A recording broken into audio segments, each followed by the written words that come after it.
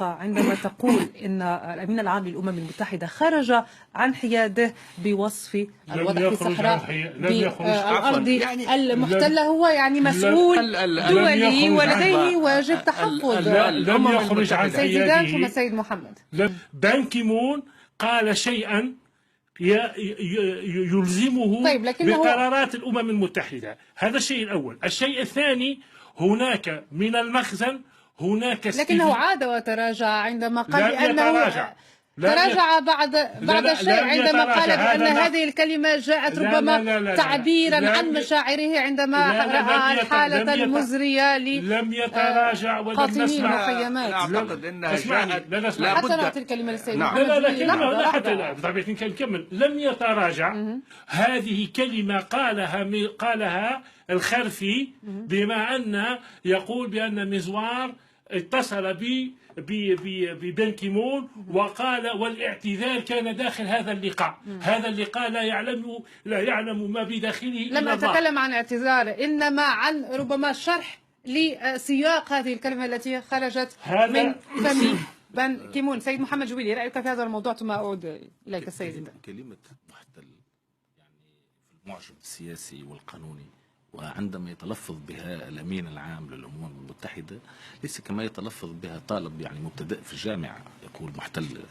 عندما يتحدث الأمين العام للأمم المتحدة على كلمة محتل، نعرف احنا أن القوانين الدولية كلها تشرع رفع السلاح تجاه المحتل. هذا يعني مبدأ أساسي من المبادئ اللي يتحكم في القانون الدولي. أو عندما يحتلك شخص يمكن أن ترفع يعني في وجهه السلاح. وقد رفع السلاح.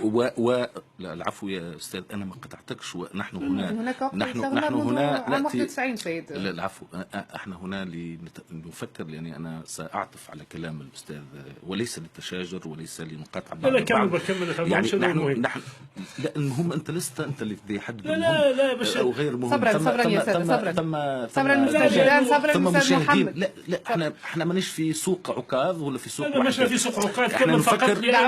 دعونا نبقى في صلب الموضوع. تفضل في سبق الموضوع. هذا مش حبيت نقول. اما نناقش في هدوء، ولا انا شخصيا يعني انسحب من النقاش، يعني لاني لست معتاد على ان اناقش لا يعني حتى نبقى في سياق الموضوع حتى لحظه يا سيدي.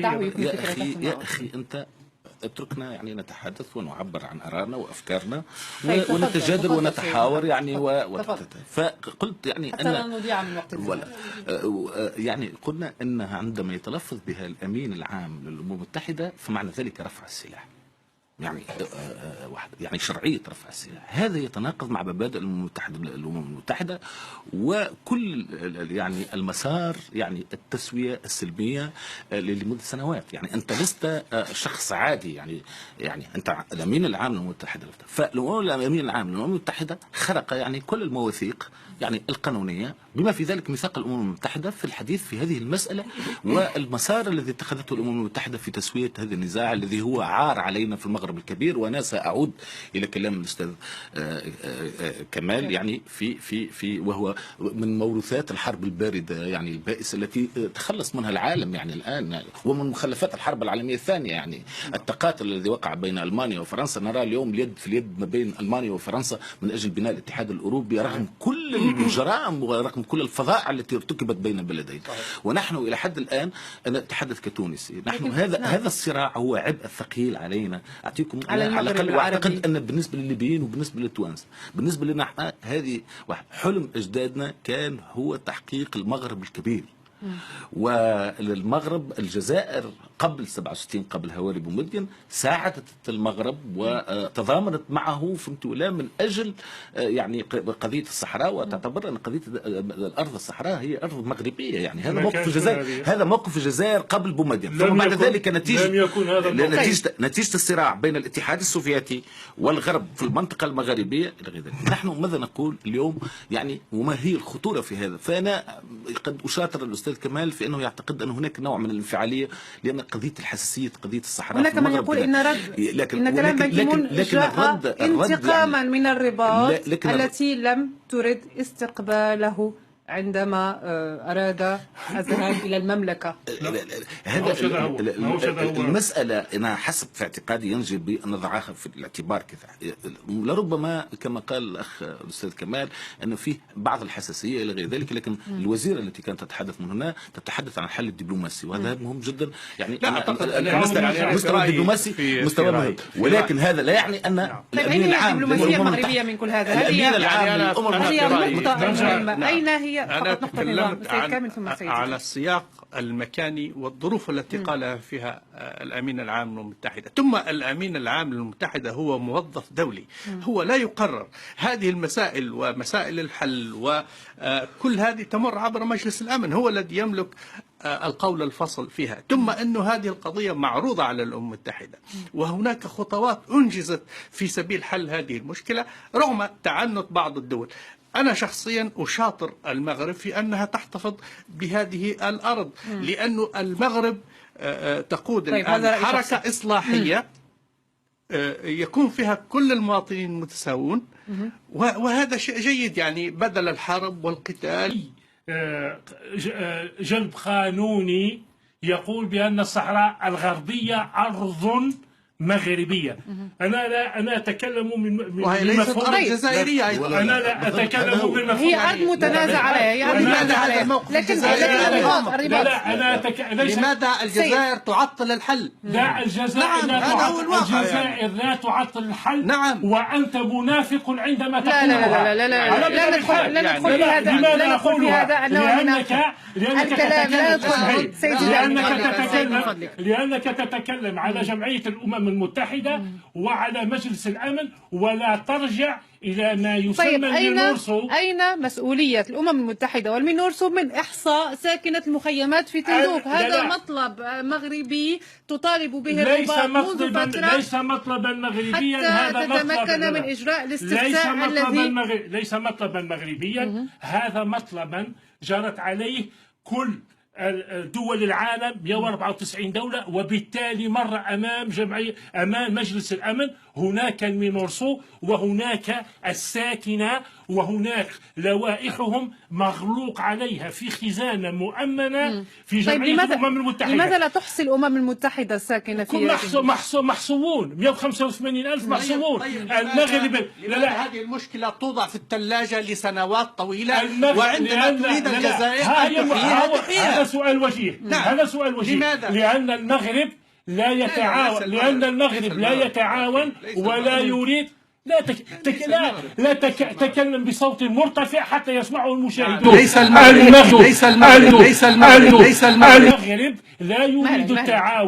لا يريد التعاون في هذا الإحصاء. هذا هو المشكل. أعطي كلمة أخيرة لسيد محمد جولي، لأن الإحصاء يكون من جهتين. أعطي كلمة أخيرة لسيد محمد جولي لأنه أنا سأعود إلى كلمة قلتها منذ حين وعبرت عنها. قلت أن هذا عبء ثقيل جدا، هذه القضية يعني اللي هي من موروثات الحرب الباردة إلى غير ذلك. نحن نرى أن شعوب أو دول تقاتلت يعني مدة 60-70 سنة إلى الوراء، واليوم في الاتحاد الأوروبي تبني مع بعضها اليد في اليد إلى غير ذلك. نحن الآن أنا أعتقد شخصيا بعيدا عن قضية الأمم المتحدة والحوار، القضية هي في الأساس هي قضية مغاربية. صحيح أن هذه القضية أصبحت قضية دولية، ونحن الشعوب كما قلت الدول تتوحد، ونحن نريد أن نخلق كيانات جديدة، يعني كيانات كرتونية لغير ذلك. نحن نريد أن نزيل الحدود بيننا. نعم، هذا حلم أجدادنا حلموا. نعم. أحمد أنا حلمي الكبير والذي عشت معه وأنا طفل بعد الاستقلال في تونس هو المغرب الكبير. هذا كنا نستمع إليه حتى في الأناشيد الوطنية. حلمنا أننا نزيل الحدود بيننا كالاتحاد الأوروبي يا أخي، مش في دولة واحدة، مفروض يكون في دولة واحدة. والذي هو فضيحة حقيقية أخلاقية لدى النخبة السياسية والمثقفة المغاربية. نحن نريد أن نتوحد، نزيل الحدود، وقضية الصحراء لا تحل في اعتقادي إلا في اتحاد مغاربي حقيقي على الطريقة الأوروبية. هنا لم يعد هناك معنى لا لدولة ولا لحكم ولا لحد شيء ولا لتونس إلى غير ذلك. فأنا أنا شخصيا هناك سؤال كلام جميل، لكن يجب أن نعمل 50 سنة. يجب أن نعمل 50 سنة هو الواقع. استراتيجيا ينبغي أن نعمل. فقط سؤال. هناك من يقول إن، وهو السؤال الذي طرحته على السيدة مباركة بوعيدة، هناك من يقول إن المغرب قد يتوجه نحو تصعيد أكبر ويترك بعثة مينورسو من المغرب. فدخلنا الحرب. ما معنى هذا؟ ما معنى هذا؟ يعني نحن المينورسو عندما جاءت في 91 نحن كنا نطلب صباحا مساء أن تقف الحرب، ووقفت المينور. وهل الجزائر قادرة على الحرب؟ نحن الجزائر ما دخلهاش. الجزائر كيف لا دخل الجزائر؟ لا دخل. لا نعطيك مثال يا أخي، أنا أعتبر قضية الصحراء هي امتداد لقضية بوابة زوز بغال. لا. عندما تنتهي مشاكل هذه البوابة وتفتح هذه المشاكل ستنتهي مشكلة الصحراء. ومخطئ منذ أن درست هذا الموضوع. سيد زيدان، ماذا عن شبهات الفساد التي تحول حول مسؤولي البوليساريو؟ الجزائر فتحت ملف الصحراء نجاوبك وإلا لا؟ للعلاقات مع المغرب. نقطة نظام.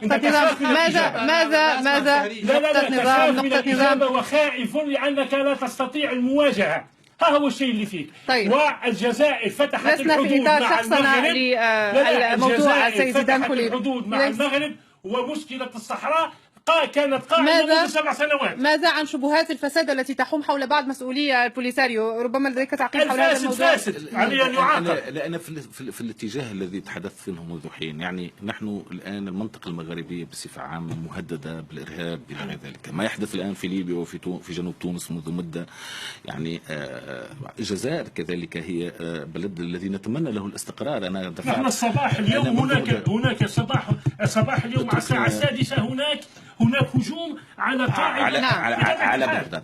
فنحن لا نريد التوتر أكثر في المنطقة المغربية بصفة عامة. نريد أن تحل المشاكل بالتسوية السلمية، ولا نريد نصعد، لأن الإرهاب يتسلل، وهذا رأيناه في تونس عندما تكون هناك نزاعات سياسية داخلية بين الأحزاب أو نزاعات بين الدول داخل المغرب العربي. من هنا ينفذ الإرهاب ويصبح الجميع ويسقط البيت على الجميع.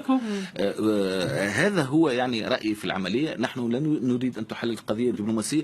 أنا قلت منذ مدة هنا ومع في هذا البلاتو بالضبط في النشرة المغربية نحن أيضا مع استقرار الجزائر. يعني كان في شخص جزائري قال لي لا يسقط النظام، قلت له يسقط النظام معنى تسقط الجزائر، تسقط المغرب الكبير كله. نحن أيضا مع استقرار الدولة الجزائرية ونريد للدولة هذه،